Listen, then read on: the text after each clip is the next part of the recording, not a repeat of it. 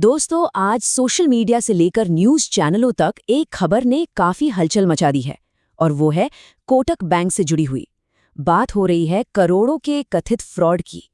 तो आखिर ये पूरा मामला है क्या? चलिए आज इसे एकदम सिंपल भाषा में समझते हैं। जी हाँ, कोटक बैंक स्कैम, ये दो शब्द आज हर जगह ट्रेंड कर रहे हैं और इन्हें देखते ही ना सीधा एक ही सवाल दिमाग में आता है कि बैंक में रखा हमारा पैसा कितना सेफ है। और ये सवाल बहुत ज़रूरी भी है। तो सबसे बड़ा सवाल यही है कि क्या आपका पैसा सेफ है? आज हम इसी का जवाब ढूंढेंगे बिल्कुल साफ-साफ। तो चलिए सीधे मुद्दे पर आते हैं। सबसे पहले ये जान लेते हैं कि असल में इस मामले से असर किस पर पड़ा है। देखिए, जो खबरें अभी तक सामने आ रही है ना, उनके हिसाब से एक बात तो साफ लग रही है, ये कोई आम कस्टमर्स के अकाउंट हैक होने जैसा मामला नहीं है। यहाँ एक बहुत बड़ा फर्क है जिसे समझना जरूरी है। ये जो मामला है, ये हम और आप जैसे रिटेल कस्टमर्स मतलब आम लोगों के सेविंग्स अकाउंट से जुड़ा नहीं है। रिपोर्ट्स बता रही हैं कि ये एक इंस्टीट्यूशनल फंड्स का केस है, मतलब किसी बड़ी संस्था के फिक्स्ड डिपॉजिट का मामला है। तो ठीक है, इससे थोड़ी राहत मिलती है कि आम लोगों को सीधे तौर पे पैनिक करने की ज़रूरत शायद नहीं है। पर सवाल तो अपनी जगह है कि आखिर ये पूरा मामला क्या है, ये आरोप क्या है और हुआ क्या है। तो बात हो रही है लगभग 150 से 160 करोड़ रुपए की। जी हाँ, 150 से 160 करोड़। अमाउंट छोटा नहीं है, बहुत बड़ा है और इसी से पता चलता है कि मामला कितना सीरियस है। तो देखिए हुआ क्या है। रिपोर्ट्स के मुताबिक इसका शिकार हुई है पंचकुला म्युनिसिपल कॉर्पोरेशन और आरोप ये है कि उनकी फिक्स डिपॉजिट यानी एफडी के साथ फ्रॉड हुआ है। पता कैसे चला? जब उनके एफडी के कागज और बैंक के असली रिकॉर्ड को मैच किया गया तो उसमें बहुत बड़ा फर्क निकला और बस तभी से इस मामले की जांच शुरू हो गई।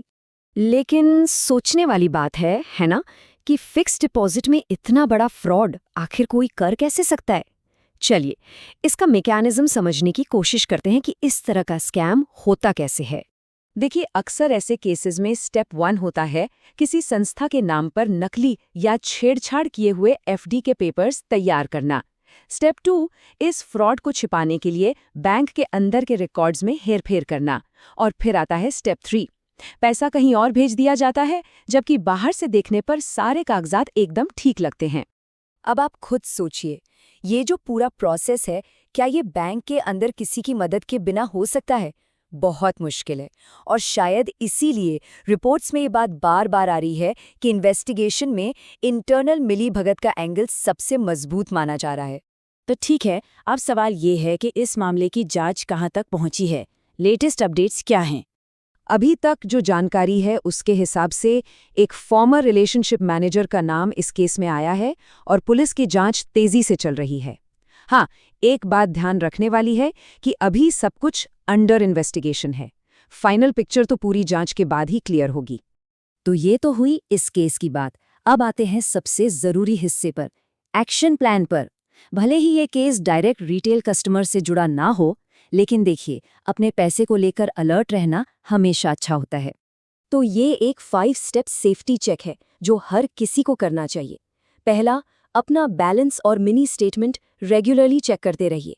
दूसरा, अगर आपकी कोई एफडी या कोई और डिपॉजिट है तो उसकी डिटेल्स वेरीफाई कीजिए। तीसरा, कोई भी अनजान ट्रांजैक्शन दिखे तो तुरंत उसका स्क्रीनशॉट लेकर रिपोर्ट करें।